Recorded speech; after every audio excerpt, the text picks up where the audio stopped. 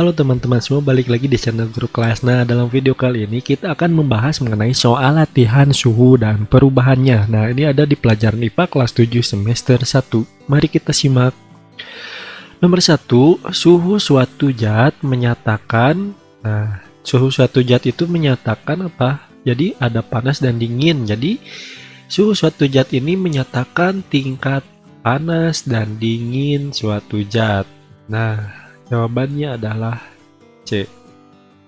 Nomor 2, satuan sistem internasional atau SI yang digunakan untuk suhu adalah, yaitu apa? Suhu yang digunakan untuk satuan internasional itu adalah Kelvin, ya. Bukan Celcius, bukan Fahrenheit, dan bukan Reaumur. Kemudian suhu suatu zat diukur dengan menggunakan A. Barometer. Barometer ini mengukur tekanan, ya. Termometer, betul, hygrometer ini untuk kelembaban. Nah, jadi jawabannya ya ini, termometer. Jadi alat untuk mengukur suhu itu yaitu termometer. Ini salah, salah, dan salah. Lanjut.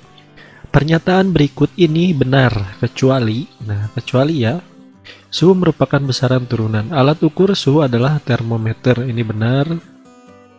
Suhu menyatakan derajat panas benda. Benar. Molekul benda bergetar jika cepat, ya, jika suhu dinaikkan. Ini benar. Nah, jadi jawabannya adalah mengapa? Jadi suhu itu merupakan besaran pokok, bukan besaran turunan.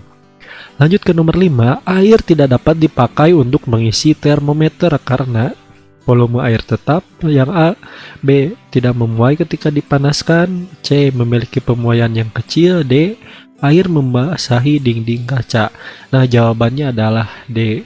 Air membasahi dinding kaca. Nih, jadi air itu tidak dapat digunakan untuk mengisi termometer. Nah, jika air membasahi dinding kaca, maka pengukuran tidak dapat akurat, gitu, teman-teman. Nomor 6, salah satu keuntungan alkohol, ya, alkohol sebagai pengisi termometer adalah dapat mengukur suhu yang sangat tinggi. Yang A. B. Dapat mengukur suhu yang sangat rendah. C. Tidak berwarna. Dan D. Tidak membasahi dinding tabung. Nah, salah satu keuntungannya sebagai pengisi yaitu apa? Yang pertama tuh ini, ya, yang paling utama itu alkohol ini dapat mengukur suhu sangat rendah, bisa sampai minus 1300 derajat gitu. Jadi jawabannya adalah B. Lanjut ke nomor 7, titik tetap atas termometer Celcius adalah, nah, ketika titik atas itu yaitu ketika air yang sedang mendidih, yaitu berada pada 100 derajat Celcius. Jadi jawabannya adalah D. Nomor 8, termometer klinis mempunyai daerah ukur antara, di mana termometer klinis ini digunakan untuk suhu badan atau suhu tubuh manusia. Nah, berkisar antara 35 derajat sampai 42 derajat Celcius. Jadi jawabannya adalah D.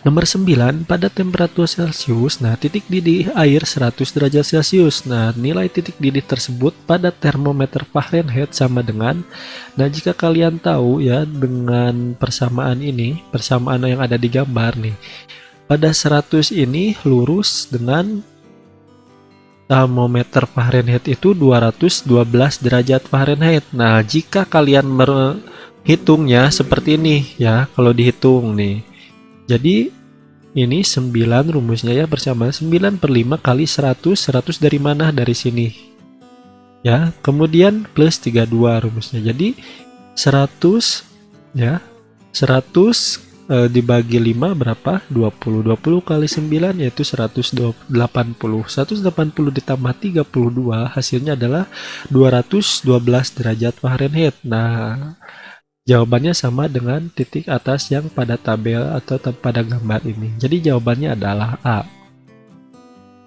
Nomor 10, suhu suatu zat adalah 25 derajat Celcius. Jika diukur oleh termometer skala Fahrenheit, maka suhu zat tersebut adalah, nah, ini kita masukkan lagi ke rumus. Jadi 9/5 dikali 25 dari mana? 25 ini dari sini dimasukkan ke sini, Celcius, ya. Plus 32 atau ditambah 32 sama dengan 25 dibagi 5 dulu, ya. 25 dibagi 5 adalah 5 hasilnya. Kemudian dikalikan 5 dikali 9 adalah 45. Jadi hasilnya dari sini 45. Nah, 32 ke sini masuk.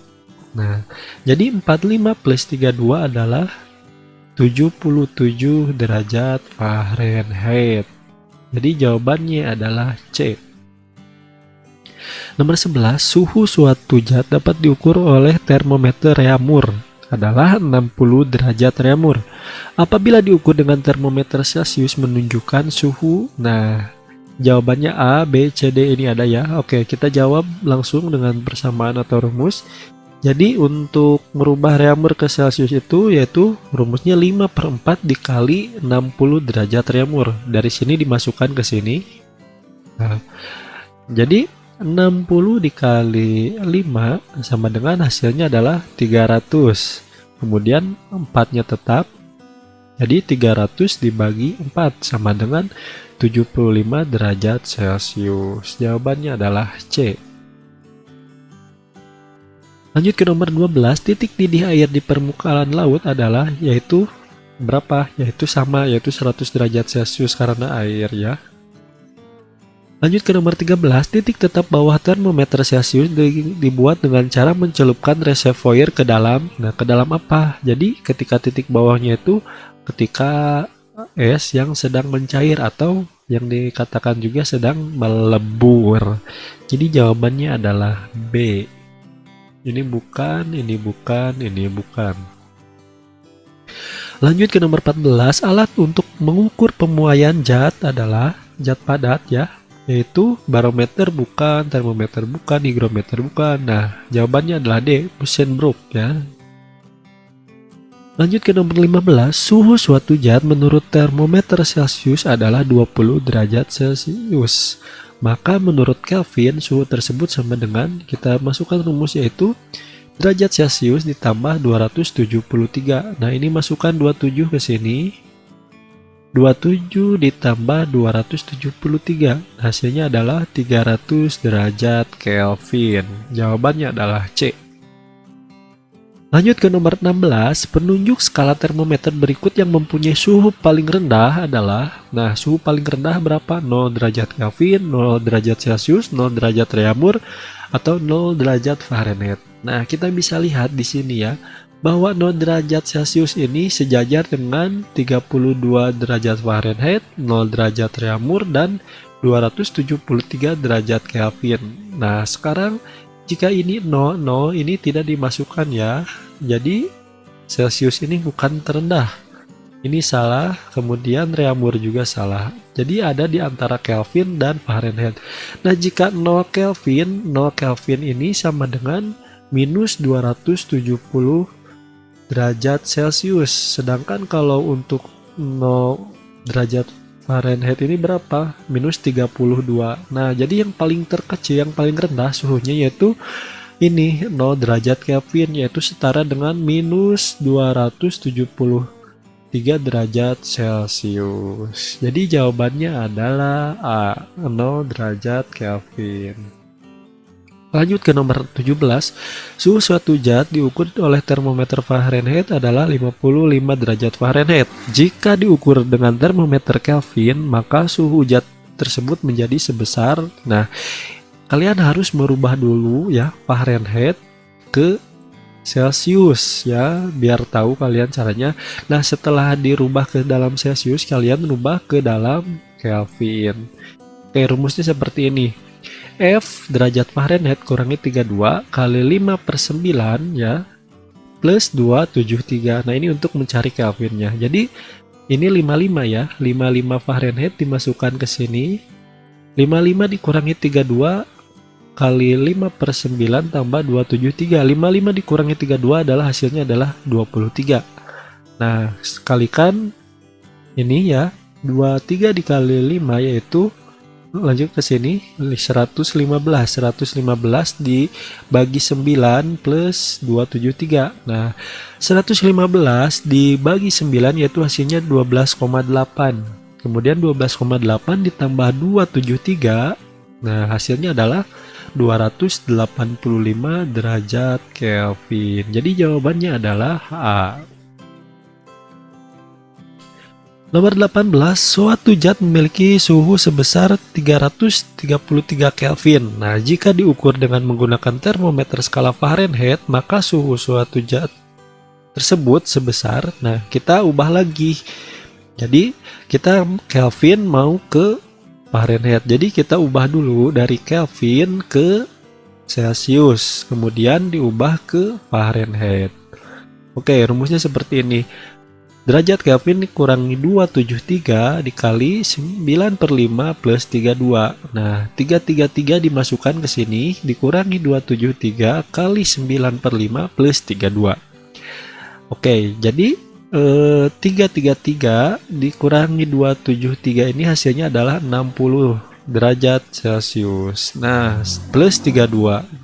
Kemudian 60 dikali 90 dibagi 5 hasilnya yaitu 108 ya. Kemudian 32 dimasukkan lagi ke sini. Nah, jadi 108 ditambah 32 hasilnya adalah 140 derajat Fahrenheit. Jawabannya adalah B. Lanjut ke nomor 19, sebagai titik patokan atas pada termometer Fahrenheit adalah, nah, jadi patokan atas termometer Fahrenheit itu sama dengan titik patokan atas Celsius ya. Di sini 100 derajat Celsius itu sama dengan 212 derajat Fahrenheit. Jadi apa patokannya, yaitu sama dengan suhu air yang sedang mendidih juga ya. Jawabannya adalah B. Lanjut nomor 20, titik awal pengukuran suhu badan manusia pada termometer klinik diambil dari suhu terendah badan manusia, yaitu termometer klinik itu yaitu 35 derajat ya, berkisar antara 35 derajat Celcius sampai 42 derajat Celcius. Nah, yang terbawah ya ini 35. Jadi jawabannya adalah C, 35 derajat Celcius.